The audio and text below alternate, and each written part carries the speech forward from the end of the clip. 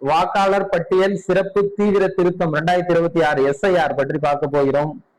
பரபரப்பாக பேசப்படுகிறது தமிழகம் முழுவதிலும். இந்த தீவிர திருத்தம் இன்று முதல் வீடுதோறும் சென்று பூத் லெவல் ஆபீசர்ஸ் இதை மேற்கொள்ள ஆரம்பிச்சிட்டாங்க. பீகாரில் 65 லட்சம் வாக்காளர்கள் இதன் வாயிலாக தான் நீக்கப்பட்டிருக்கிறார்கள் என்கிறார்கள் ஆபீசர்ஸ். இன்னைக்கு 4/11/2025 இருந்து அடுத்த மாசம் 4/12/2025 வரைக்கும் உங்ககிட்ட வருவாங்க.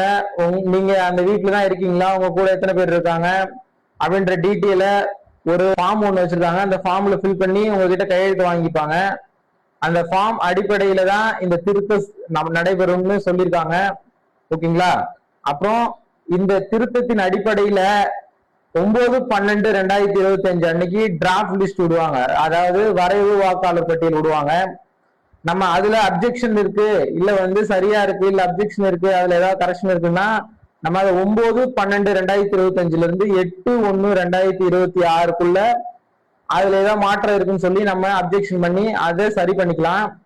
அதுக்கப்புறம் 9/1/2026 இருந்து 31/1/2026 வரைக்கும் அந்த என்னென்ன என்கொயரிஸ் எல்லாம் முடிச்சு அதெல்லாம் ஃபைனல் பண்ணிப்பாங்க. லாஸ்டா ஃபைனல் பண்ணி லிஸ்ட் 7/2/2026 அன்னைக்கு ஃபைனல் வாக்காளர் பட்டியல் வெளியிட்டுருவாங்க. இந்த வாக்காளர் பட்டியல் அடிப்படையில தான் 2026 சட்டமன்ற தேர்தல் நடைபெறும். உங்க பேர் ஆல்ரெடி வாக்காளர் பட்டியல இருக்குனாலும், நீங்க ஓட்டு போட்டுட்டு தான் இருக்கீங்கனாலும் நீங்க கண்டிப்பா இந்த ஃபார்மை ஃபில் பண்ணி தரணும். உங்க வீடு தேடி அந்த பிஎல்ஓ அதிகாரி வருவாங்க.